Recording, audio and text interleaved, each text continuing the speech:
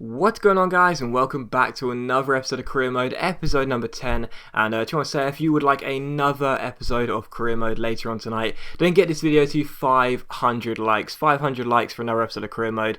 In fact, when you put 500 likes on, and as soon as the video does hit 500 likes, I'll upload, so you won't be waiting along. So as soon as this video hits 500 likes, I'll have the next episode of Career Mode. So the quicker you like, the more likes you put on, the quicker the next episode of Career Mode will be uploaded. But anyway, guys, today we start the episode off against Swansea City here, the Welsh side, coming to Carrow Road. And of course, we knocked Swansea out in the Capital One Cup, the holders of the tournament. We knocked them out. So Michael Laudrup and his boys must have been looking for revenge here as they came to Carrow Road. And in the 13th minute, well, they had their first chance here when Nathan Dyer went down the right hand side.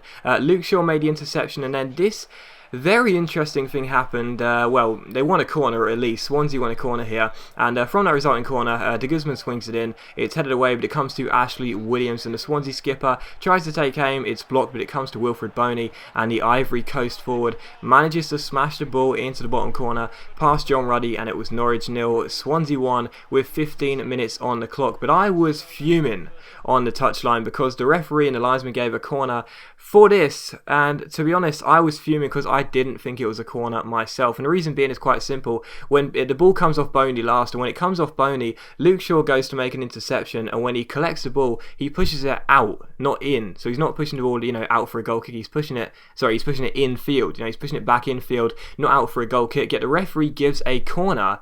So I'm not really sure, I mean, either the ball has crossed the line and therefore it's a goal kick, or the ball hasn't crossed the line and then Luke Shaw kicks it back in field, so it's play on. So I don't know, I was fuming. Me and Michael Laudrup had a bit of a tussle on the touchline, and the fourth official got a bit of an earful from me, but I was fuming. Maybe it was a corner, maybe I'm just getting it completely wrong, but to me I didn't think it was a corner myself, and I was very, very unhappy with that. But regardless of such, 7 minutes later, Elmander scores for us, and Johan Elmander makes it 1-1 here. But in the 56th minute, you see John Joe Shelby cross the ball into Boney, and he beats John Ruddy at his near post with a good header to make it Norwich 1, Swansea 2, and that is how the game finishes. So a game with a few chances, and again, I was absolutely furious. I confronted the referee and the lino at the end of the game, and at half time I was going into the officials' dressing room and down the tunnel. I was saying, how on earth was that a corner, seriously?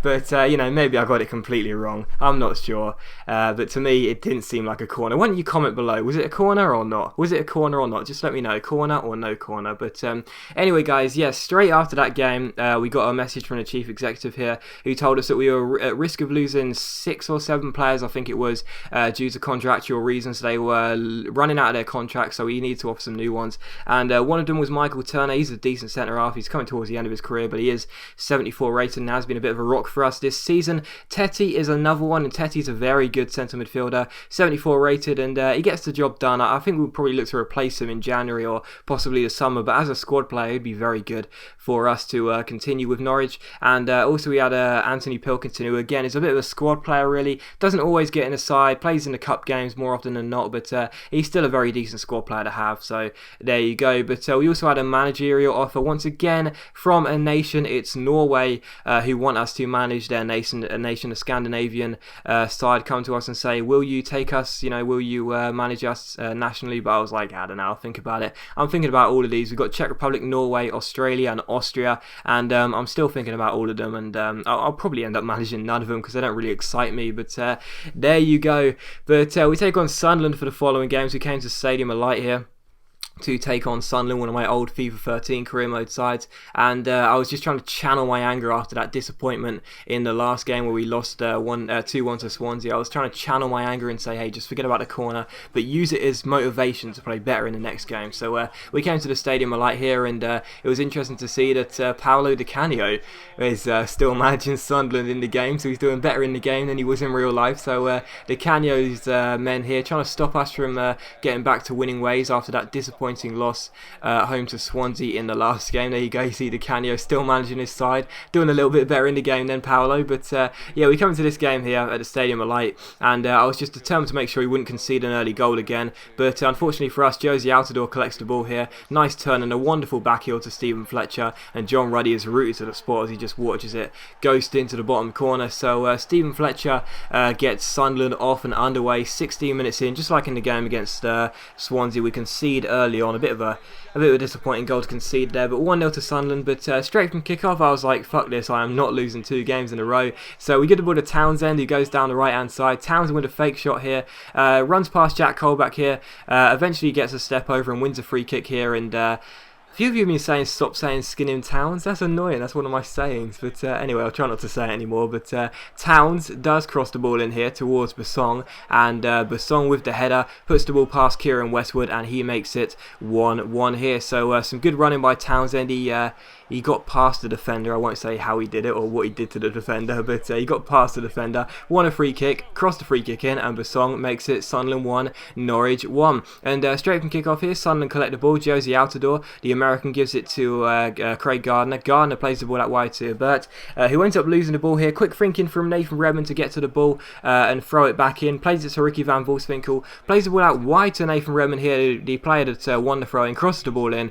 and there is Johan Elmandu, heads the ball past Kieran Westwood to make it Sunderland 1, Norwich 2. So we came from behind and put ourselves in front pretty much straight after conceding the first goal of the game. So 2-1 here, and in the 34th minute you see Ricky Van Volswinkel just about managed to hold on to the ball here. Some nice strength by my Dutch striker. Tries to fake shot around his man, can't do it, wins the ball back again. Another fake shot, a nice reverse step over. Gets a bit lucky as the ball ricochets back into his feet. Skips past Johnny Heitinger, the former Everton defender, can't get to it, and Van Volswinkel smashes the ball into the bottom corner to make it Sunderland 1, Norwich 3. But just before half time came about, Sunderland got through here, but Song with some lazy defending, and Burt comes down the centre and rifles the ball into the bottom corner. No chance for John Ruddy. So at this stage, with 3 minutes to go before half time, it was Sunderland 2, Norwich City 3. So still in front, but disappointed to concede a late goal in the first half. But straight from kickoff in the second half, Leroy Fer wins the ball back here. Absolutely love Leroy Fer. He finds Van Volswinkel, who chips the ball over the top to Elmander.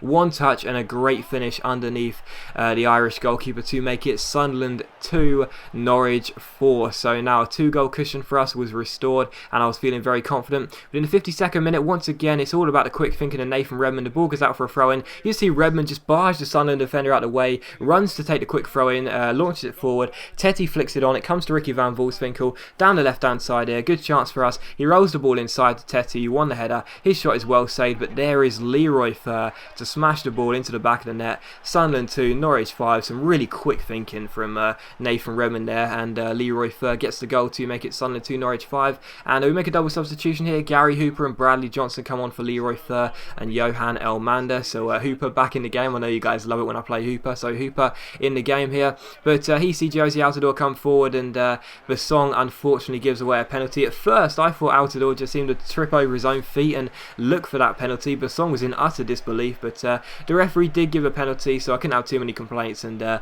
unfortunately Craig Gardner sent John Ruddy the wrong way to make it Sunderland 3, Norwich 5. So Sunderland back in the game, possibly a chance to get themselves back into this game and secure a point, or possibly 3 if they try hard enough. But here you see Russell Martin collect the ball and throw the ball into Bradley Johnson here, and the two substitutes link up really nicely here, because it's Bradley Johnson, the first substitute, that crosses the ball in, and there's the second substitute, Gary Hooper, who gets his head to the ball, and the former Celtic striker makes it Sunderland 3, Norwich 6. So the fans here were treated to an absolute fantastic goal fest. It was 9 goals already, and still the possibility for more. And there was a really good chance for Sunderland to get that 10th goal here when Adam Johnson came through, but the former City winger could only hit the post, and John Ruddy ended up catching the rebound. So the full-time whistle went, and it was Sunderland 3, Norwich 6. 2 for Elmander, 1 for Fer, 1 for Basong, 1 for Van Volswinkel, and 1 for Hooper. So a very decent performance and a very, very good win away from home after that disappointment